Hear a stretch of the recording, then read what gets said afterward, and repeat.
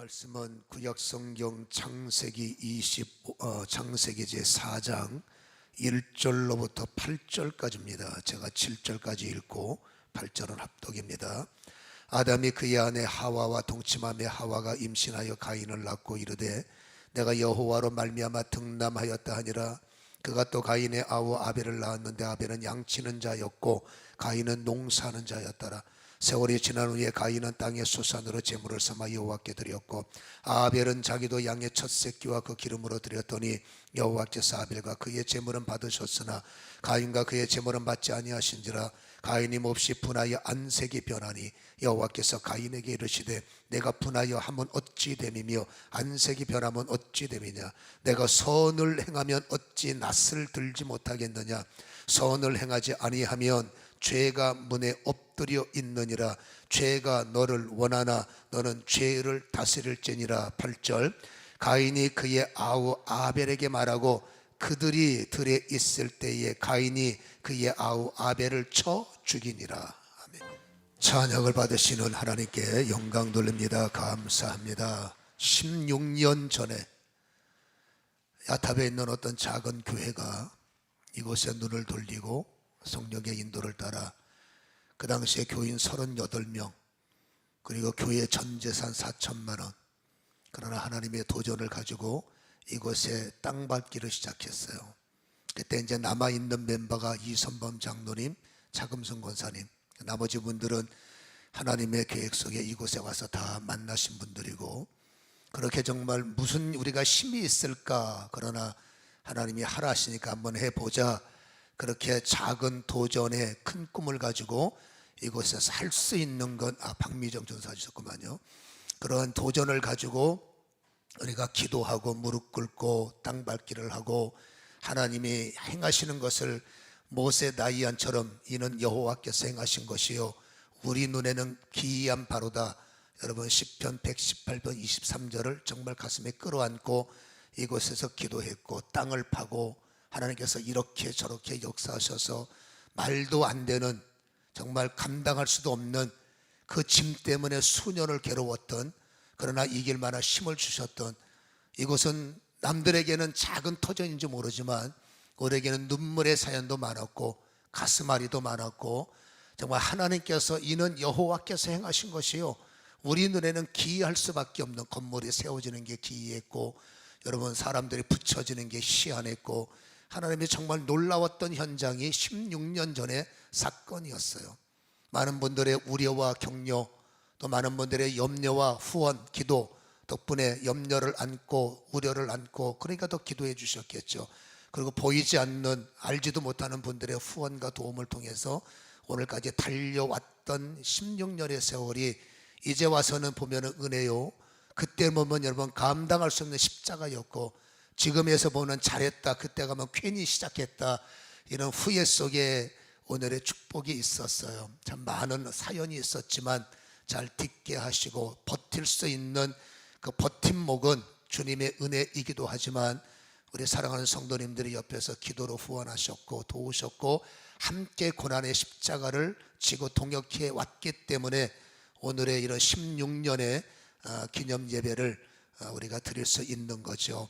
아무튼 참 감사해요. 그래서 교회가 교회 되려면 성도가 몇 명이냐 뭐 중요하겠죠. 그러나 몇 명이 아니라 그 성도들의 영적 에너지, 거기 계시는 성도가 10분이 됐던 100분이 됐던 그 100분 10분에, 여러분 제가 지난주에 그랬죠. 100명 중에 한 명이 돼봤자 뭐 하겠느냐. 100명 가운데 99명을 움직이는 한 사람이 되지 않느냐, 그런 말씀을 드렸지 않습니까? 어찌 보면 일당 백의 역할을 하신 우리 성도님들의 헌신으로 오늘까지 달려오게 하셨고, 그 역할을 감당하신 하나님께 다시 한번 감사를 드리고, 우리 사랑하는 장로님들, 우리 권사님들, 안수 집사님들, 성가대 교사들 다시 한번 정말로 여러분들 감사드리고, 제가 갚을 수 있는 건 없어요. 주님의 일이니까.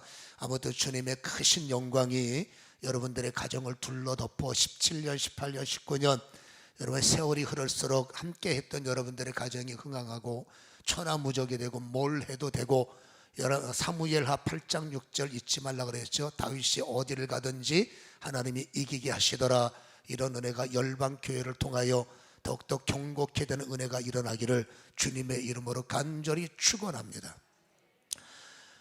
창립 주일이기 때문에 교회에 대한 설교를 해야 되나?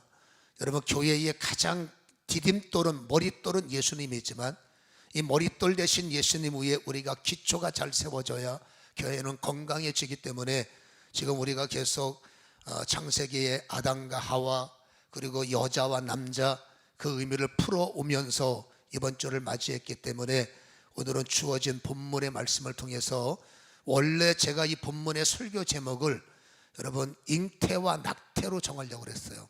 근데 제목이 너무 쓸 것 같아 갖고 그냥 여러분 하와와 에서 이런 제목으로 제가 압축을 했는데, 오늘 이 내용을 여러분들이 잘 이해를 하셔야 되고, 그리고 나중에는 이 해석을 여러분들 세상적 개념이 아니라 제가 드리는 의도를 잘 이해하셔서 성경을 받으셔서 정말 하나님의 어떤 계획하심이 정말 우리 열방교회 성도님들의 영적 힘이 되고 파워가 되기를 주님의 이름으로 간절히 소원합니다.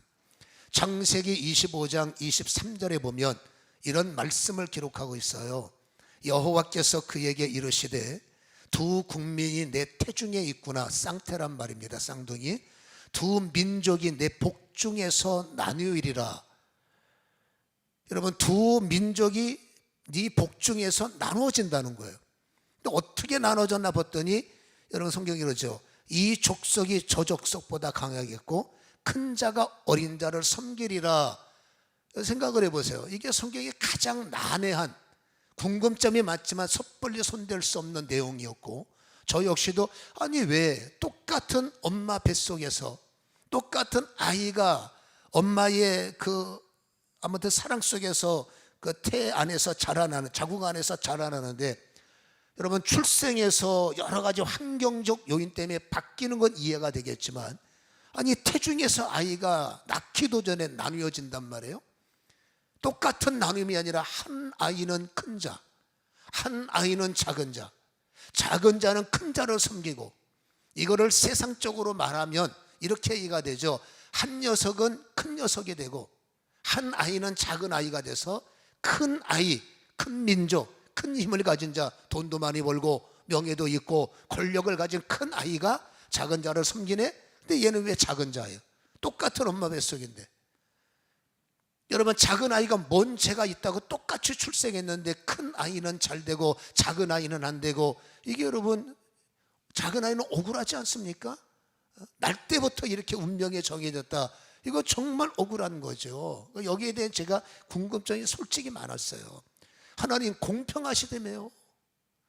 아니 어떻게 공평하신 하나님이 날 때부터 뭐 배움에 있어서 놀다가 한 녀석은 공부 열심히 해서 공부 잘했고 한 녀석은 놀고 취미도 없고, 그래서 지가 인생을 살다가 게을러서 너무 작은 자가 된 거는 이해가 될 수 있지만, 이게 아이가 출산도 안 했는데 뱃속에서부터 너는 큰 놈이야, 너는 작은 놈이야, 그리고 하나님이 나는 공평하다, 이게 여러분 안 맞는 거예요. 하나님 공평하시다며요. 아니 공평한 하나님이 왜 출생도 안 한 아이가 너는 크다 너는 작다 이렇게 나눌 수가 있습니까? 그러면 공평이 아니라 불공평하신 거죠 라고 따지고 싶은 마음이 굴뚝 같지만 섣불리 따질 수는 없어서 그냥 여러분 마음속에 무슨 은혜가 뭔가 사연이 있겠지라고 덮은 내용들이 사실 많아요. 근데 시간이 지나다 보면 괜히 그거 궁금하다고 어설프게 깨달음도 없는데 깊이도 없는데 어설프게 남의 주석이나 비끼고 남이 해는 말 어줍잖게 받아들이면 해석이 뭐 양이 안 차니까 기다리면 어느 날 영이 자라고 어느 날 성경 보는 눈이 깊어져서 예전에 읽었던 성경 안에 이런 내용이 있었네, 예전에 읽었던 성경 안에 이런 내용이 또 연결되네, 깨달음이 오더라는 거죠. 영이 성장하고 세월이 지나고 믿음을 깊게 갖게 되면 궁금했던 것들이 하나 둘씩 그 빗장이 풀려지고 그 안에 감춰졌던 비밀들이 보여지고 열려지고 깨달아지는 것이 있다는 겁니다. 그래서 우리는 영의 세계는 세상 세계도 급하면 사고 나는 것처럼 영의 세계도 바쁘지 않아야 돼요. 그냥 깨달아지는 것 알고 그리고 여러분 깊게 기도하고 나가다 보면 어느 날 성숙해서 알게 되고 보이게 되고 깨닫게 되는 은혜가 있더라. 이거를 좀 참고 삼으셨으면 좋겠습니다. 다시 한번 말합니다. 여러분 여기서 큰 자와 작은 자의 개념을 나눠야 되는데 세상이 아니라 지금 하나님께서 말씀하시는 거예요. 하나님의 나라와 하나님의 일꾼과 하나님의 일을 감당해야 할 사람이 큰 자가 있고 작은 자로 나누어지리라. 그러니까 우리는 세상 개념 갖고 이 큰 자 작은 자를 나누는 것이 아니라 하나님의 마음의 해석을 갖고 큰 자 작은 자를 해석해야 되겠죠. 큰 자는 누굽니까? 당연히 하나님께서 크게 쓰실 자죠. 그러니 여러분 믿음이 좋겠죠. 믿음이 좋아야 쓸 거 아닙니까? 그러니까 큰 자라는 해석은 큰 믿음을 가진 자요, 주님께서 말씀하시면 아멘 할 수 있는 자요, 주께서 원하시면 그럴게요, 주님을 십자가를 지라, 예, 손에 금을 버려, 예, 본토를 떠나, 예, 아버지 집도 떠나, 예, 친척도 떠나, 갈수록 태산이죠, 예. 그러나 내 생각을 내려놓고 예 할 수 있는 자를 성경은 큰 자다, 주님은 그렇게 일컫는단 말입니다. 이렇게 큰 자에게는 하나님께서 당연히 하나님의 여러분 질적 부흥을 맡길 수밖에 없고 하나님의 거룩한 하늘의 은혜를 그에게 부어지는 이런 큰 자, 한마디로 아멘의 신앙인이다 라고 할 수가 있는 겁니다. 그러면 작은 자는 뭘까요? 키가 작다는 말일까요? 가진 게 없다는 말일까요? 그게 아니죠. 큰 자에 비례하면 여러분 작은 자는 뭐예요? 믿음이 작은 자, 없다고 말하는 게 솔직히 맞지만 믿음이 작은 자, 그래서 믿음이 부족하니 쓰임받지도 못하고 세상에서는 잘 나갈 수 있어요. 세상에서는 부유할 수 있어요. 그러나 하나님의 눈으로 쓸 수가 없는 겁니다. 왜? 아멘이 없는 거예요. 말씀하시면 따주고 앉아있고 말씀하시면 의심하고 앉아있고 내 생각에는 어떻게 주님께서 쓰시고 싶어도 못 쓰시는 큰 자와 작은 자로 나눠진다면 공평하신 하나님이 맞네요. 쓰시고 싶은데 순종해야 일하시는데 여러분 아멘을 안 하는 자를 어떻게 주님께서 쓰시겠습니까? 그러니까 큰 자와 작은 자의 결론을 보면 하나님 공평하신 것은 맞는데 그런데 왜 뱃속에서 큰 자와 작은 자가 어떻게 무슨 조건으로 무슨 전제로 나눠진단 말입니까? 이 고민은 아직도 우리 안에 남을 수밖에 없습니다. 왜 에서와 야곱으로 나눠지느냐? 여러분 야곱은 영적으로는 큰 자고 에서는 영적으로 작은 자. 세상에서는 익숙한 사냥꾼인 에서가 잘 나가는 사람이에요. 세상에서 인기 있는 사람이 야곱 아닙니다. 여러분 예수쟁이들 세상에서 인기 있어 보입니까? 돈 잘 쓰고 술 잘 마시고 놀기 좋아하고 여러분 세상에 이런 편리가 잘 되어야 세상에서 인기가 있지만 여러분 예수 믿는 사람은 이것도 못해 저것도 못해 그것도 못해 단절이 많다 보니까 오해도 많이 받고 그러니 여러분 교회 안에서는 그럴수록 신실하지만 밖에 나갈수록 그럴수록 쪼다 같은 거죠.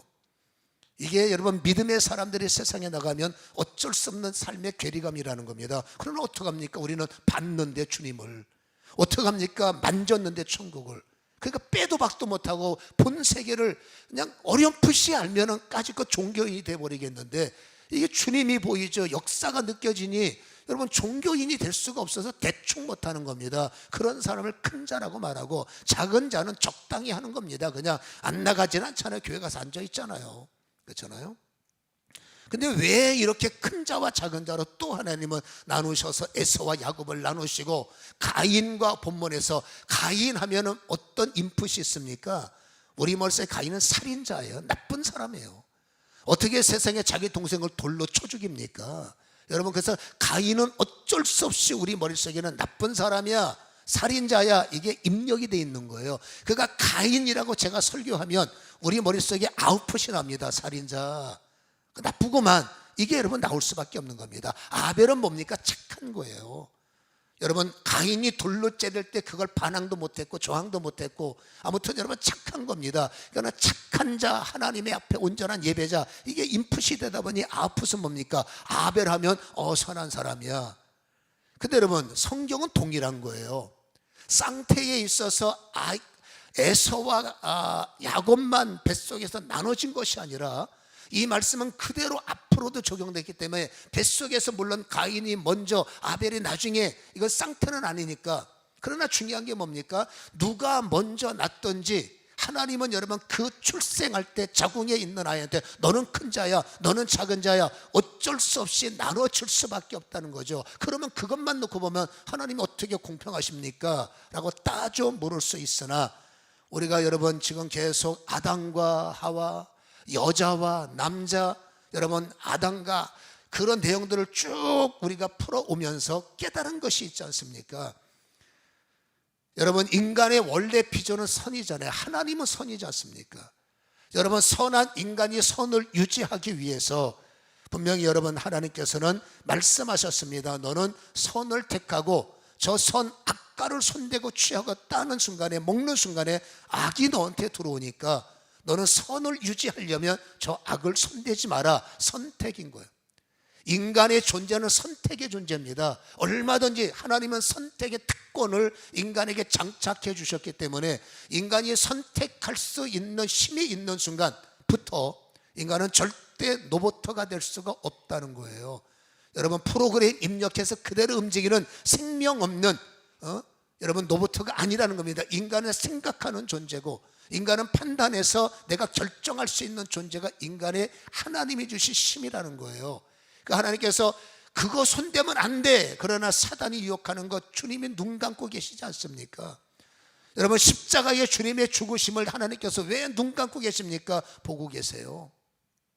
아담이 여러분 산악가에 손을 대는 순간에 하나님은 보고 계세요. 끝없이 우리 안에 선택해야 돼, 선택해야 돼. 양심의 호소와 선의 터치가 우리 안에 강력하게 선의 임팩트를 주는데도 안타깝게 여러분 죄를 선택해서 하나님이 하지 말라는 짓을 본인이 골라 한 거잖아요. 그러니 불순종 속에 아담과 하와는 하나님이 네 안에 죄를 집어넣겠다. 그러면 하나님을 어떻게 섬깁니까? 그거 손대면 죄야 라는 이 선택을 내가 끄집어낸 거예요. 그리고 내가 입을 열었어요. 그리고 내 생각에 맛있겠다 먹어버렸어요. 선택은 내가 한 거지 하나님이 잠자고 있는 나에게 입 벌려 이거 먹어 강제로 집을 짜서 입에다가 먹인 것이 아니다라는 겁니다. 모든 죄는 내가 판단해서 내가 선택하기 때문에 억울합니다. 그런 말 하지 마세요. 억울하긴 뭐가 억울합니까? 내가 선택했는데. 억울해요. 뭐가 억울한데요? 여러분 내가 선택했고 나는 주범 공범. 주범 공범은 여러분 보면은 똑같이 돼 있어요. 주범이 조금 더 형량이 많고 공범은 조금 더 형량이 잘 보면 중요한 건 두 사람 다 죄인이라는 거예요. 그렇죠? 그렇기 때문에 아담과 하와의 인생을 보면 하나님이 공평하시구나 해답을 우리는 찾을 수밖에 없다는 겁니다. 선도 하나님의 기초이기 때문에 선하게 지음을 받은 인간, 끝없이 양심의 가책과 선하게 살아야 돼. 이건 죽을 때까지 작동하지 않습니까? 그러나 여러분 그 위에 인간이 받아들인 죄의 힘이 내게 동거하는 거예요. 그래서 여러분 로마서 7장 21절에 보면 여러분 이러한 내용이 있습니다. 로마서 7장 21절에 내가 한 법, 여러분 인간이 하나님의 법에만 충실하다가 너 그거 손대면 다른 법이 생긴다 이 말이에요. 근데 인간이 손을 대서 죄를 선택했어. 그때는 다른 법령, 하나님이 우려했던 것이 이게 현실이 되는 바람에 여러분 또다시 하나님이 원치 않는 법령이 또다시 만들어진 거예요. 그걸 바울은 깨달아서 우리에게 선포하는 겁니다. 그게 로마서 7장 21절이에요.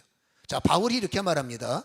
내가 한 법을 깨달았노니 곧 선을 행하기 원하는 나에게 악이 함께 있는 것이다.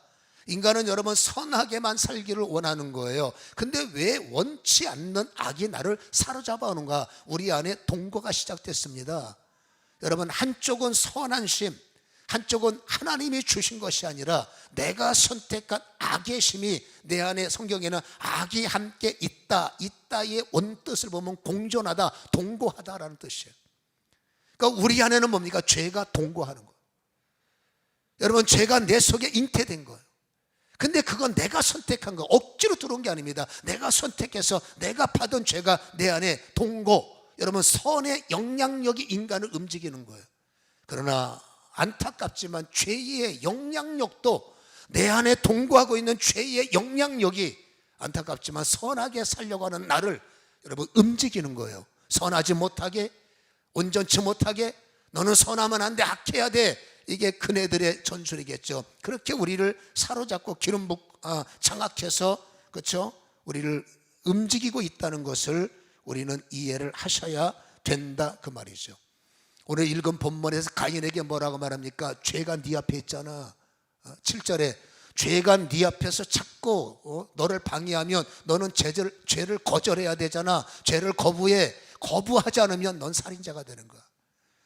죄를 받아들이면 너는 죽는 거야. 이게 여러분 아담에게 너 그거 받아들이면 너 죽어. 가인이 말하죠. 너 자꾸 그렇게 분노가 충동질할 때 너 그거 받아들이면 너는 살인자가 되는 거야. 동일한 하나님은 죄는 우연히 저절로 눈 뜨고 나니까 살인했습니다. 아니에요. 눈 뜨고 났으니까 나쁜 짓 했습니다. 그렇지 않습니다. 생각이 있고 묻어나오고 흘러나오니까 그런 결과물이 나타날 수밖에 없다는 것이, 그러니까 하나님 앞에 가면 누구든지 핑계 댈 수가, 나는 우연히 그랬습니다, 핑계 댈 수가 없는 것이 하나님의 심판이다 라고 할 수가 있는 거죠. 그러니 선한 인간이 죄를 받아들였어요. 여러분, DNA라는 것은 한 세대에 끊어지는 것이 아니라 지속적으로 씨가 되어서 영향력을 행사하는 거예요. 지속적으로 영향력을 행사해요. 우리의 조상인 할머니 할아버지가 죄를 지었어요. 이 할머니 할아버지는 원래 선하신 분이에요. 그러니까 그 영향력 때문에 선은 인간에게 흘러내려와요. 근데 안타깝게도 이 두 분이 여러분 하나님께서 하지 말라는 것을 골라하셨어요. 그리고 죄를 선택하는 바람에 죄의 힘도 안타깝지만 인간에게 흘러내려오는 것이 법이 돼버렸어요. 그냥 우연이 아니라 법령으로 이제는 악과 선이 네 안에 공존하는 거야. 이게 법령이 돼버린 겁니다. 그 법령이 뭡니까? 죄의 법은 사망이요 선의 법은 생명이야. 이게 로마서 8장에 나오는 생명의 법이죠. 뭘 선택하느냐, 여러분, 뭘 선택하느냐에 따라서 인간의 결론은 결정될 수밖에 없다는 것, 우리는 잘 기억을 해야 되는 겁니다. 그러면 중요한 게 이거예요. 여러분, 우리 안에 영적으로 말하는 겁니다.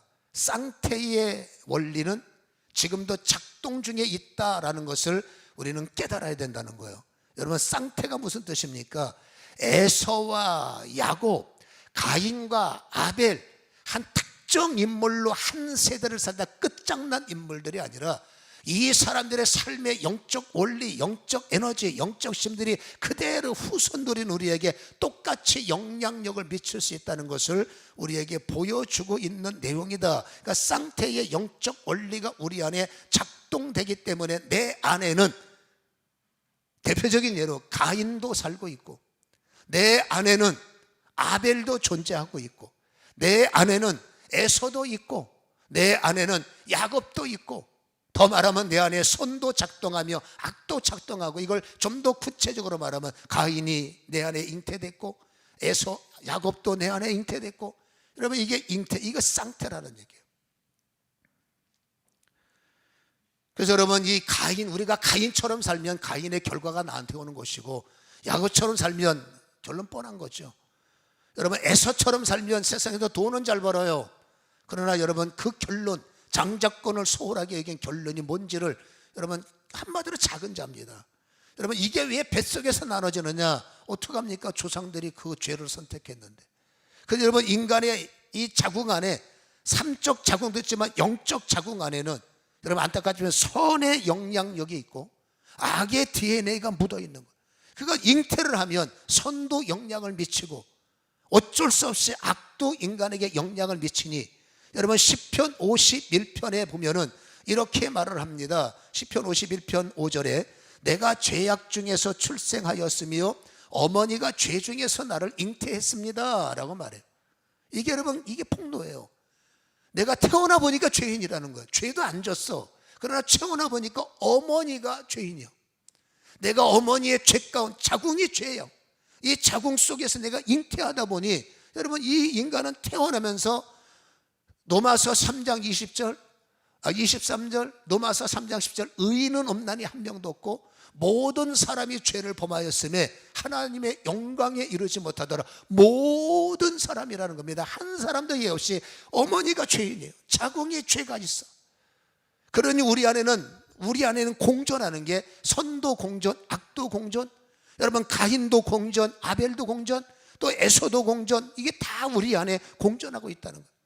이 영향력이 가인처럼 살면 작은 자가 될 것이고, 아벨처럼 살면 큰 자가 될 것이고, 여러분 에서처럼 살면 세상이 되고, 야곱처럼 살면 신앙이 되고, 여러분 어떻게 우리가 선택하며 살 거냐, 이거를 하나님께서 우리에게 던져주시는 거예요. 원하든 원치 않든 우리의 선택으로 말미암아 이 두 법, 정해진 법이 우리를 장악하고 있고, 우리가 축복 속의 자녀를 잉태하지만, 여러분 놀라운 것은, 기가 막힌 것은, 이미 축복 속에 잉태는 내 사랑하는 자녀가 여러분 가인의 영향력도 묻어 있고, 여러분 야곱의 영향력도 받고 있고, 에서의 영향력이 그 아이의 생각이 되고, 야곱의 영향력이 그 아이의 생각이 된 것으로 여러분 태어나더라고 말이에요.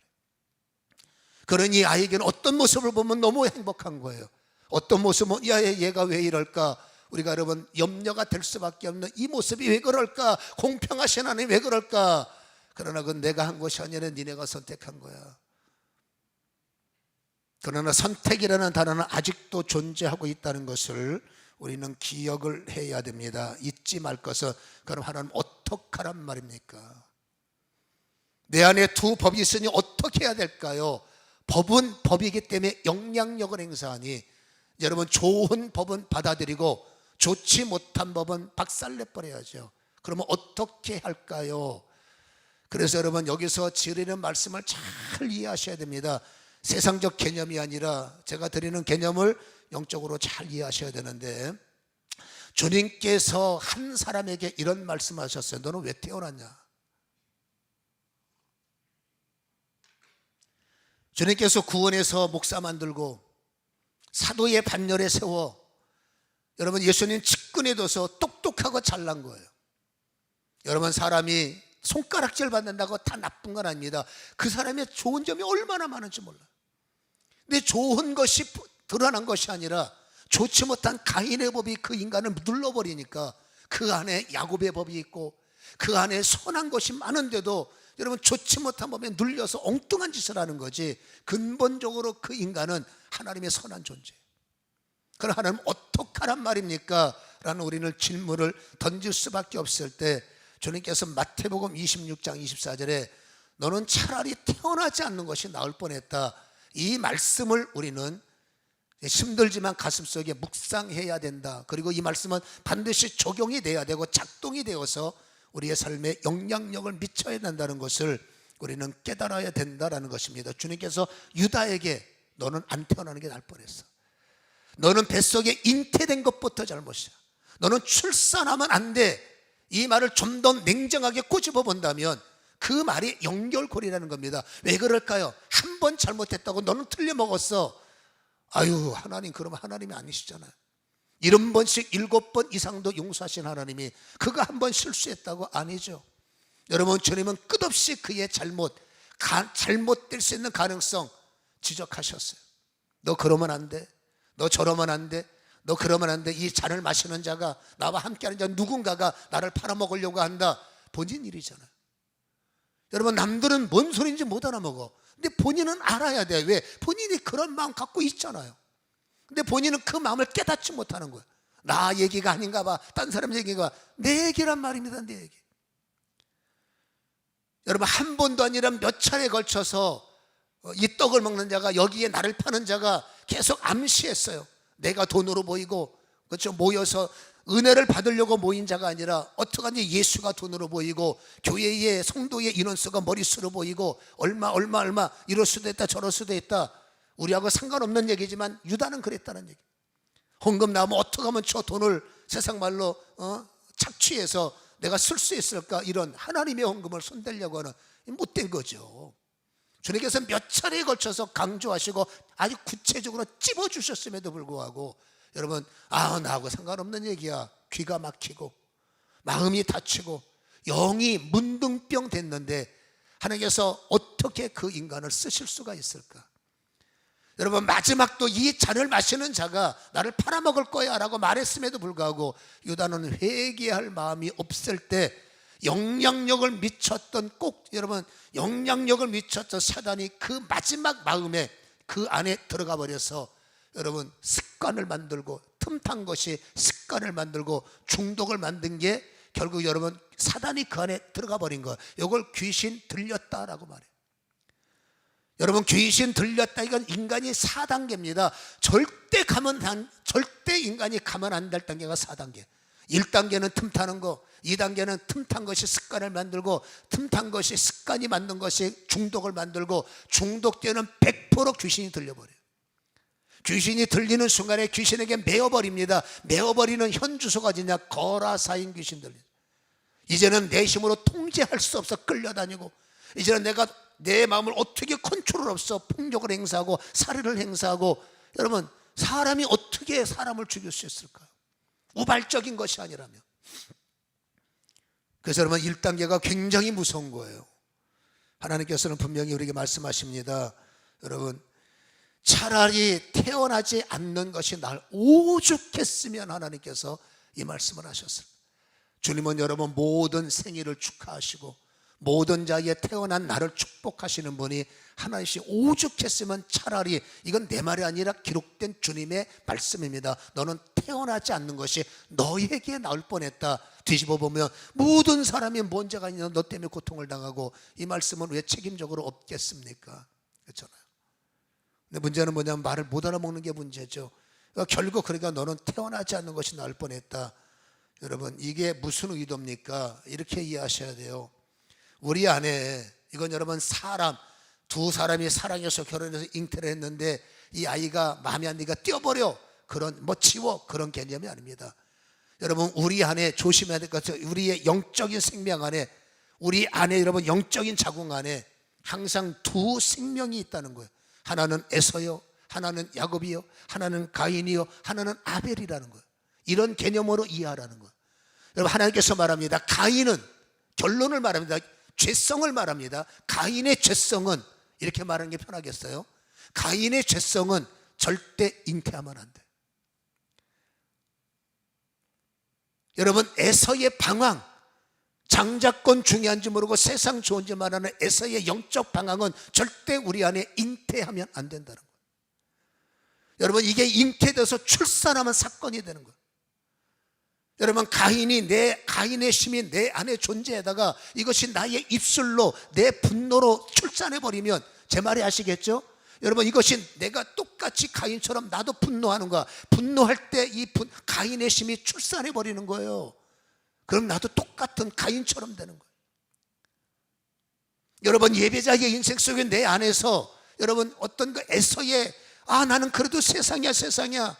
우리가 그렇게 살다 안 되니까 예수한테 왔는데도 불구하고 우리는 아직도 세상이야. 이게 여러분 그 심이 이제는 더 이상 잉태되면 안 돼. 여러분 이 가인의 심과 에서의 심은 내 안에 자리를 잡는 순간에 여러분 낙태를 시켜버려야 돼. 그게 내 안에 작동하지 못하도록 지워버리고, 내 안에 역사하지 못하도록 세상 말로 예수의 피를 마셔서 예수의 이름을 꿀꺽 삼켜서 그 예수의 피와 예수의 이름으로 내 안에 가인은 낙태시키고 에서는 지워버려야 돼요. 그리고 우리는 무엇을 여러분 출산합니까? 야곱만 출산하고 아벨만 출산하고 선한 것만 출산하고. 여러분 좋은 것이 출산해야죠. 여러분 입술에 에서가 나오면 안 되잖아요. 내 생각에 여러분 유다의 기질이 출산하면 그 잉태는 가능해요. 이미 세상은 망가졌기 때문에 잉태는 가능하지만 잉태된 것이 빨리 지워버려야지. 그거 여러분 놔버리면 언어로 여러분 가인이 튀어나오면 사람들 마음속에 무슨 말 하겠습니까? 성격 가운데 가인의 심이 출산돼 버리면 똑같은 짓을 하는 거예요. 주님께서 나는 너의 생일을 축복하고 너는 나한테 큰 자가 돼야 돼.